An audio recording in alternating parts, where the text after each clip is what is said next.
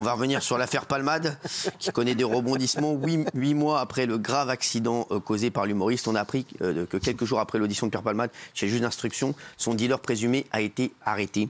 On va recevoir le producteur historique de Pierre Palmade, qui était déjà venu nous voir, Claude Fournier. Claude a repéré de nombreux talents. Il sera avec nous pour nous raconter ce qui s'est passé et les soirées qui auront coûté la carrière de Pierre. Michel Marie aussi sera là pour nous dire les dernières infos sur cette affaire.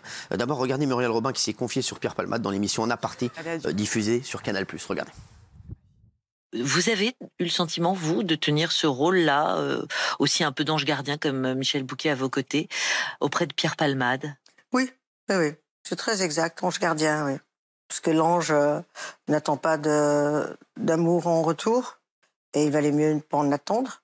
Je m'étais dit, peut-être pour lui donner quelque chose que j'aurais aimé qu'on me donne, tu pourras me faire tout ce que tu veux, je serai là, je t'aimerai. Comme une mère idéale, absolue. Et aujourd'hui, c'est d'histoire ancienne. Oui. Bonsoir Michel. Bonsoir. Merci Claude Fournier, ami, d'être avec nous. Bonsoir. Claude qui était déjà venu nous voir, un producteur historique de Pierre Palmade. Et Michel, on a appris donc, que le dealer de Pierre Palmade aurait été interpellé.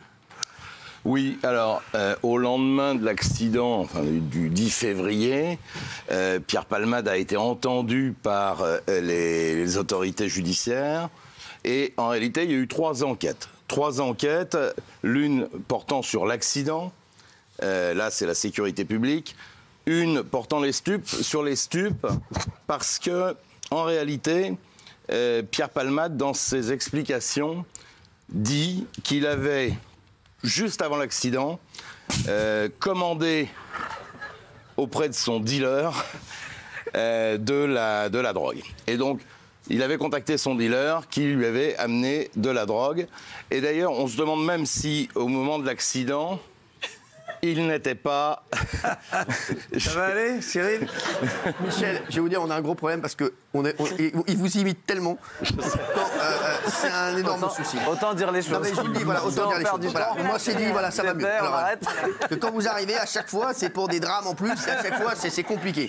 Donc, oui. Là, c'est un semi-drame. Enfin, l'accident, c'est un drame, mais l'arrestation des dealers, c'est beaucoup moins grave. Exactement. Alors, donc, en réalité, dans ses explications, dans ses auditions, Pierre Palmade explique qu'il a un dealer attitré, enfin il y en a plusieurs, mais ce jour-là, juste avant l'accident, il avait commandé de la drogue, il a demandé à son dealer de lui livrer sa drogue à ses lits. Bon. Et évidemment, il donne un nom qui est un nom inventé, c'est un pseudonyme, hein, Winter. Donc, les gendarmes ont pour Winter. Hiver. Voilà, l'hiver. Et on était en février. Très bien. Voilà. Donc, ça colle. Très bien. Et... Non, rajoutez pas, Michel. Alors, ah non, si tu te mets à déconner aussi, Michel, là, on s'en sort plus, quoi. Allez, alors. Donc les gendarmes ont un travail très compliqué à faire de téléphonie, parce que le téléphone de Pierre Palmade, ça, c'est pas très compliqué. Bien sûr. On peut remonter les appels, mais bien évidemment, les dealers, ils sont pas dans l'annuaire, ils ont pas pignon sur rue, donc c'est des téléphones balourds, hein, comme on dit, des téléphones dédiés, des téléphones qui sont jamais à leur nom. Et donc, la gendarmerie est obligée de faire des recoupements.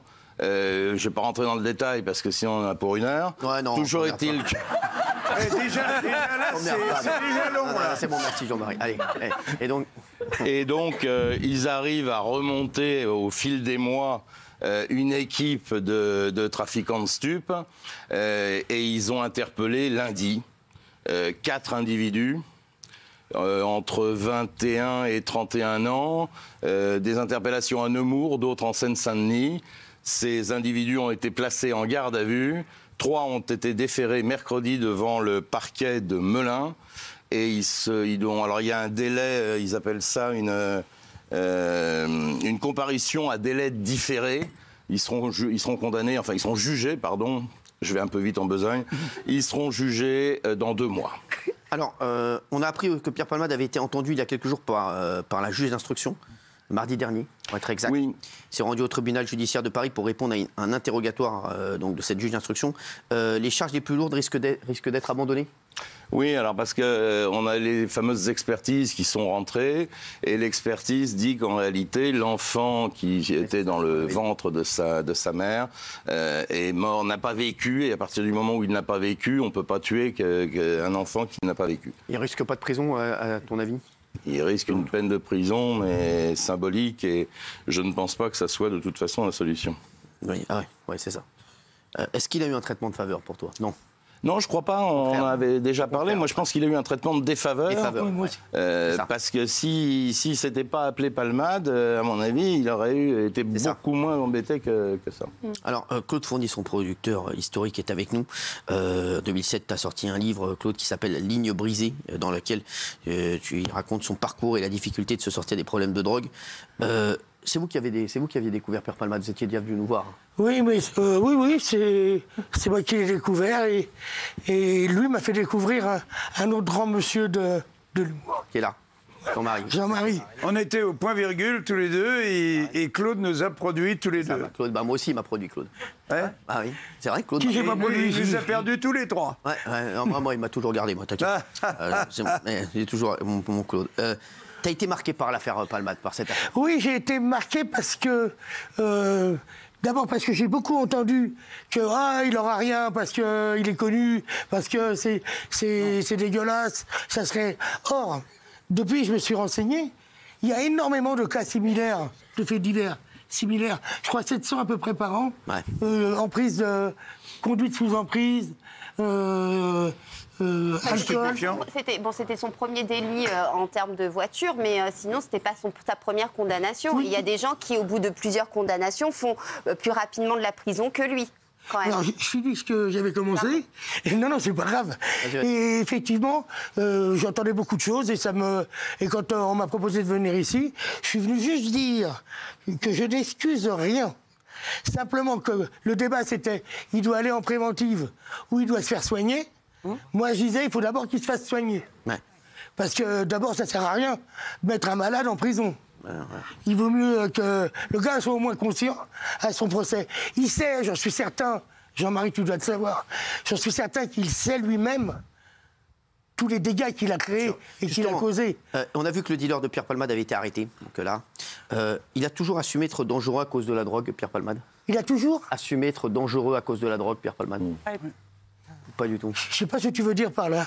Myriam. Non, il a été d'ailleurs assez frivole à certains moments. Et d'ailleurs, c'est ce que lui reprochent ses proches, comme Muriel Robin. C'est que plusieurs fois, ils l'ont alerté en lui disant qu'il allait mal se finir. Et qu'il a continué à se droguer malgré tous les conseils de ses amis. Alors, Claude, il t'a fait de nombreuses soirées avec lui. Il se passait quoi dans ces soirées? Parce que ça l'a impressionné. Alors, j'ai fait beaucoup de soirées avec lui, mais pas forcément les soirées. Je voulais parler justement des soirées. Ouais. Il y a d'abord un cadre général. Souvent, il y a 2 soirées dans une soirée. Ouais. Tu vas à un cocktail, tu vas à un vernissage, tu vas faire une émission de télé, etc.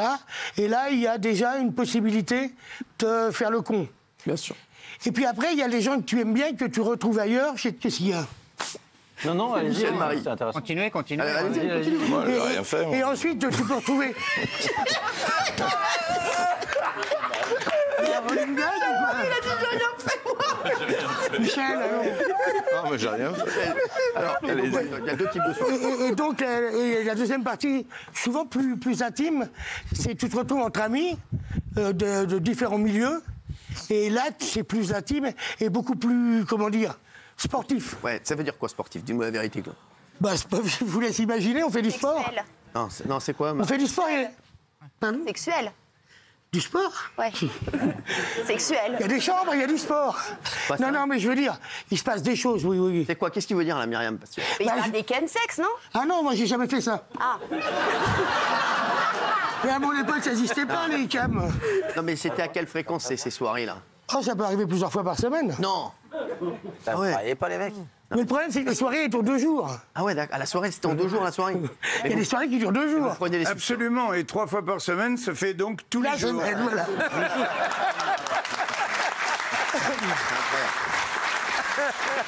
Incroyable. Juste, Claude, Non, mais ces soirées, il y avait de la Alors, drogue. Il y avait de la drogue. Bien sûr, j'arrête pas de le dire. Non, tu dis que ça faisait du sport. Bah oui, du sport. Je veux dire, on s'amusait. Alors, il y avait de l'alcool, oui, c'est ça que tu veux savoir. Il y avait de l'alcool. Pierre Palmade faisait venir, enfin aurait, je vais utiliser le conditionnel, faisait venir aussi donc de la drogue, mais aussi des escort boys. Et c'est là que ça a dégénéré. Moi, j'ai fait énormément de soirées avec lui, mais c'était plutôt, on se retrouvait au resto, à l'Amazonial, on allait chez nos amis Tony et je sais plus, et Bertrand. Et Bertrand, oui. Voilà. Paix à son âme. Paix à son âme, oui. Et on allait au Banana Café, etc. Là, toute cette partie de soirée, on les faisait ensemble. D'accord. Et moi, les quelques potes que je connaissais, ou dans ce cas-là, ceux qui m'intéressaient un peu plus que d'autres, je leur donnais rendez-vous chez moi ou chez eux. Et là, c'était la deuxième soirée. Après, il y avait l'after. L'after qui démarre à 11h du matin. À 11h du matin. Le lendemain de la fête. Et qui continue jusqu'à après-demain. Jusqu'à la soirée. Voilà, jusqu'à la soirée où là, il faut... Non, mais ça peut durer 2-3 jours. Hein. Pas la soirée, 2-3 jours. Mais il n'y a pas besoin... Il n'y avait pas de pilule, c'est ça que je veux te dire. De mon temps, en tout cas. Ouais. Et c'est à dire que moi, il y a très longtemps que c'est fini, ça. Hein. Non, mais t'as raison, tu fais ce que tu veux. Et si j'ai un conseil à vous donner, ceux qui n'ont jamais essayé, n'essayez jamais. Mais bien sûr. Parce que le nombre de conneries que ça m'a fait faire... Je peux vous dire que... Cyril le sait, je dérouille maintenant. Ouais, c'est vrai. J'ai été opéré 4 fois. C'est un pote, vraiment un très bon pote, Claude, et c'était mon premier projet. J'ai été opéré 4 fois en 2 ans et tous les problèmes que j'ai, respiratoires, cardiologiques, urologiques, etc., urologiques. Tous ces problèmes-là, ils viennent, d'après mes médecins, ils viennent de ça, et ça, c'est les conséquences. Et toutes les conneries qu'on fait dans le métier. Parce que quand tu es en forme et que quelqu'un te casse les bonbons, tu ne vois pas un courrier dire « Viens, tu lui fous dans la gueule ce que tu as envie de lui dire. » Tu n'es pas très diplomate. Ouais. Alors, tu regrettes, toi, d'avoir été... Je pense que... je ne regrette rien. Ouais, comme il dit Pierre. Je ne regrette rien, mais si c'était à refaire, je ne ferais certainement pas le même chemin et je ne vivrais pas cette deuxième partie. Toi, tu aurais mieux fait de rester avec moi, t'as vu? Ouais. Ah, on était, tu vois. Mais on m'a interdit de raconter une anecdote, donc je ne la raconterai pas. Quoi, avec moi?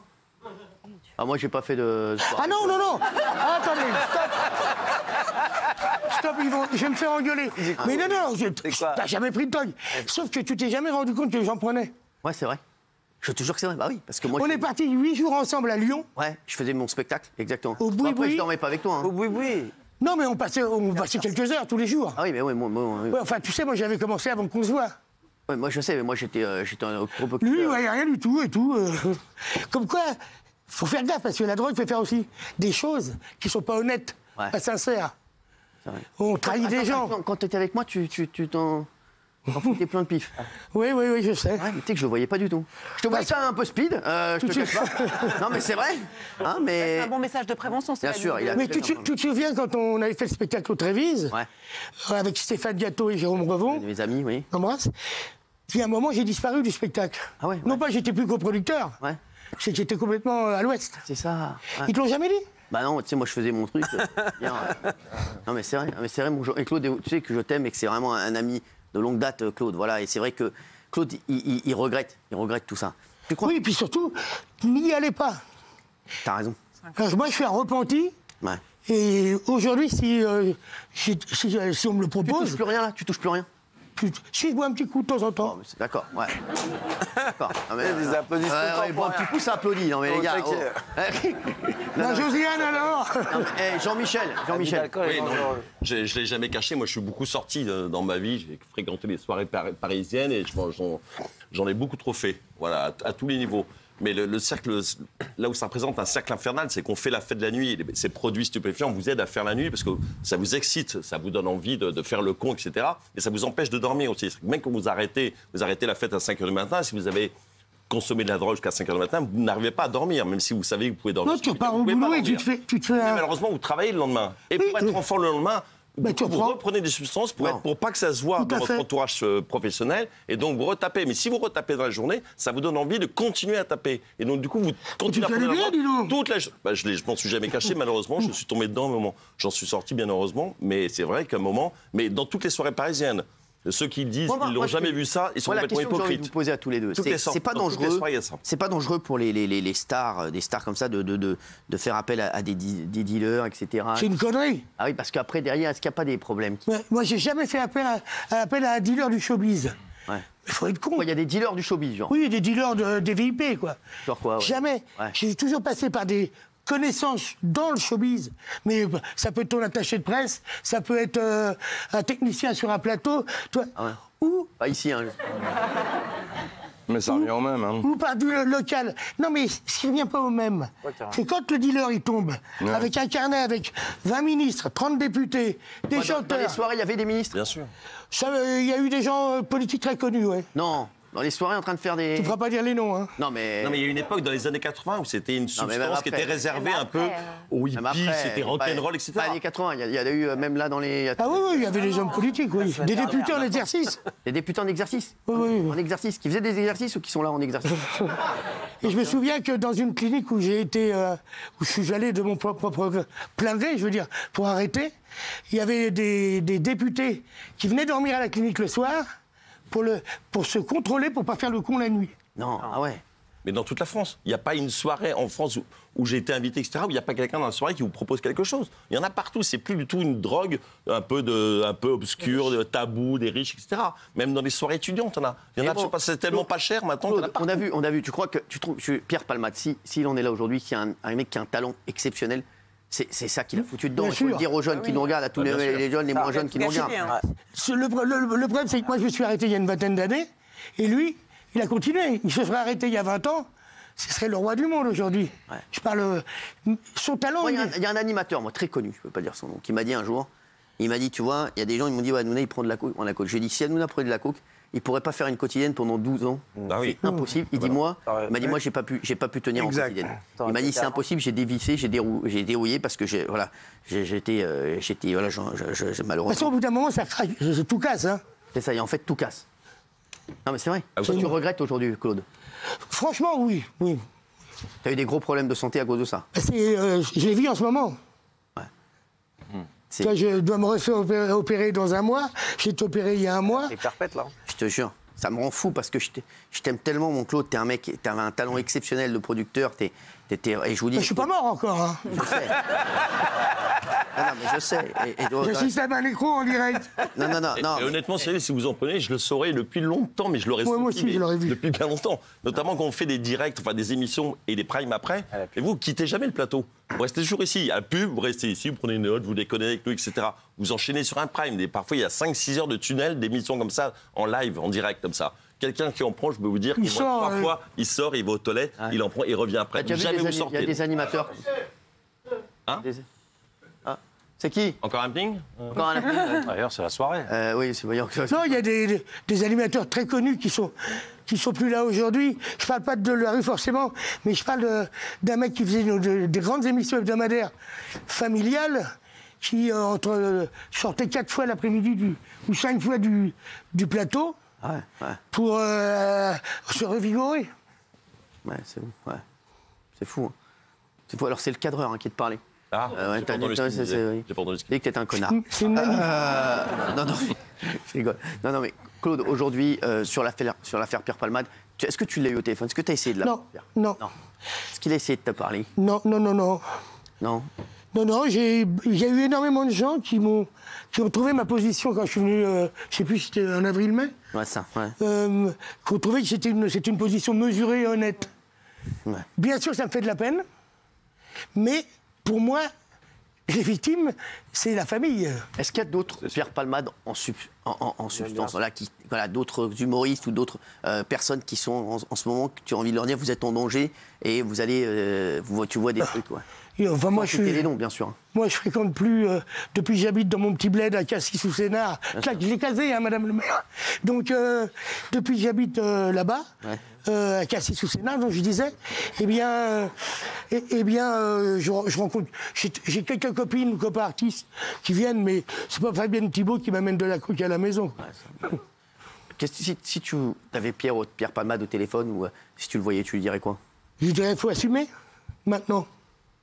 Non, mais tu lui as dit à un moment, toi, t'as arrêté quand, toi, les conneries? Il y a quand j'ai fait ce livre-là, que vous ne trouverez plus. Mais Ligne brisée, il y a le titre. Ouais. Et à combien de temps? Ça fait quoi, 15-20 ans? Et tu l'as pas dit à Pierre à un moment, fais gaffe, moi voilà, j'ai arrêté. On se voyait moins déjà à cette époque-là. On se croisait, comme avec Jean-Marie, on s'est régulièrement croisés, toujours, ouais, poteau et tout, comment ça va, mais on passait plus des grands moments ensemble. Gilles. Vous regrettez de ne pas lui avoir dit faut arrêter à un moment? Vous auriez dû être plus directif. Non, j'en prenais avec lui à ce moment-là, donc tu vas pas dire au mec avec qui t'en prends, faut arrêter. C'est pas bien, hein. Et vas-y. Mais là, récemment, vous auriez pu, enfin, je veux dire, avant que ça arrive ces dernières années, vous auriez pu avoir... On n'était plus en contact. D'accord. Mais il écoutait personne, il écoutait pas Muriel Robin. Mais je crois qu'attention, déjà moi, j'écoutais pas grand monde. Ouais. Mais j'ai fait 20 ans de moins de trajet. Ouais. Mais je pense que 20 ans de plus, tu as quand même les neurones qui sont... Tu réagis plus comme tout le monde. Totalement. Je sais pas ce que t'en penses, Jean-Marie. Oui, ben, le gros problème, c'est qu'à cette époque-là, comme l'a dit Jean-Michel, bon, il y avait la fête, l'après la fête, donc au lieu de se coucher comme n'importe quelle personne, un peu ivre, à 5 h du matin, tu as eu ton compte. Quand tu as de la cocaïne, à midi, tu es frais comme un gardon, quoi. Après avoir bu une bouteille de whisky en plus du clafoutis. Donc, c'est effectivement un truc. Il y a un moment où la plupart des gens disent, ben, faut stopper, parce que ou demain je travaille, ou après-demain je travaille, donc tu fais stop. Le stop de l'époque, c'était un Lexomil, et tu fais 2 dos. Tu t'endors, et le lendemain est une autre journée. Pierre n'a pas d'autre journée. Pour lui, il n'en a qu'une à vivre, et tout le temps, jusqu'à ce qu'il tombe par terre ou qu'il déambule dans la rue, sachant même plus comment il s'appelle. C'est-à-dire, son problème, c'est le stop à Pierre. On lui a dit, tu disais tout à l'heure, Gilles, personne lui a dit, on lui a rabâché, Muriel Robin et moi, tous les autres, on a dit, stop, il faut que, là, t'es au 2e jour, il faut que tu prends un truc, tu dors, et puis après, tu verras si tu fais une autre fête un autre jour. Non, ça ne s'arrêtait jamais. J'ai même jamais compris comment, physiquement, il pouvait tenir... Si tu veux, au tout début de ces affaires-là, quand on se connaissait, donc il y a 30 ans, on se disait, Pierre Palmade, dans 2 ans, il est mort, quoi. Ah ouais. Ça, on le disait déjà. On se disait vraiment ça. Hein. On disait, il y a des trucs, tu sais t'en servir, puis il y a d'autres, tu vois. Par exemple, il ne faut pas oublier, Jean-Marie, que pendant cette période-là où c'était quand même bien déjanté, il faisait 200 spectacles dans l'année. Oui, bien sûr. Comment il faisait alors pour faire les spectacles? Ah ben, il les faisait, hein. Enfin, il y en a certains qui étaient un peu plus longs que d'autres. Sûr, ouais. Il y a des sketchs qui duraient 8 minutes au lieu de 4. Ah ouais. Bon. Mais moi, je l'accompagnais très souvent. Puis après, c'est Pascal Guillaume qui l'a accompagné aussi. Ouais. Mais, c'est dingue la phrase de Jean-Marie qui disait, à l'époque, on disait dans 2 ans, Pierre Palmade, il est mort. Ça, on le disait, oui. Exactement. Hein. On disait comment il pourrait tenir. Et pourtant... parce que tout le monde s'arrête au bout, disons, de 30 heures, quoi, de ribouledingue. Mais lui, il faisait des paquets de 72, voilà. Merci. Et ça, c'est pas... Ça peut pas tenir. Mais moi, je reconnais qu'à l'époque, j'en prenais avec lui. Donc ça, tu nous l'as dit, hein. Oui, mais je le dis. Ouais. Donc, tu peux pas dire à un mec de pas en prendre si toi, t'en prends, quoi. En tout cas, moi, j'avais pas la force. Tu peux lui dire, bah, moi, j'arrête. Ouais, c'est ça. J'arrête, mais bon, on se verra jeudi prochain. Merci, en tout cas, merci Claude. Merci Jean-Marie, merci. Michel. Tout de suite.